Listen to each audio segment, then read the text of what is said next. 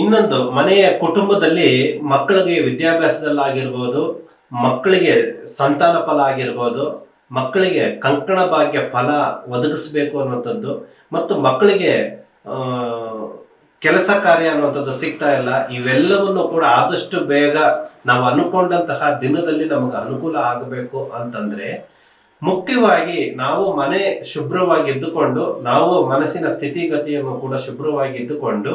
54 ಏಲಕ್ಕಿ ಉಳ್ಳ ಹಾರವನ್ನು ಹನುಮಾನ್ ಫೋಟೋ ಆಗಿರ್ಬೋದು ಮತ್ತು ವಿಗ್ರಹವಾಗಿರ್ಬೋದು ಮನೆಯಲ್ಲೇ ಹಾರ ಹಾಕಿ ಈ ಇಷ್ಟು ಸಂಕಲ್ಪಗಳನ್ನು ನಾವು ಮಾಡಿಕೊಂಡು ಪೂಜೆ ಮಾಡಿದಾಗ ಪೂಜೆದ ಪ್ರತಿಫಲ ಆದಷ್ಟು ಬೇಗ ಅನುಕೂಲ ಆಗುತ್ತದೆ. ಮತ್ತು 3 ದಿನಗಳ ನಂತರ ಆ ಏಲಕ್ಕಿ ಹಾರವನ್ನು ಸಂಪೂರ್ಣವಾಗಿ ತೆಗೆದು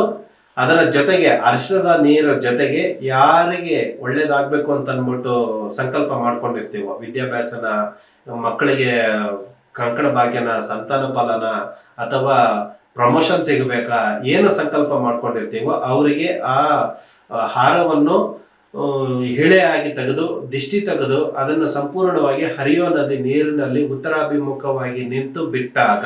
ನಮ್ಮ ಎಲ್ಲ ಸಮಸ್ಯೆಗಳು ಕೂಡ ದಿಷ್ಟಿ ದೋಷಗಳ ಮುಖಾಂತರವಾಗಿ ಪರಿಹಾರ ಆಗುತ್ತದೆ ಮತ್ತು ಆದಷ್ಟು ಬೇಗ ನಮ್ಮ ಸಂಕಲ್ಪ ಈಡೇರಿಸುವುದಕ್ಕೆ ಇದು ಒಂದು ಸುಲಭ ಮಾರ್ಗ.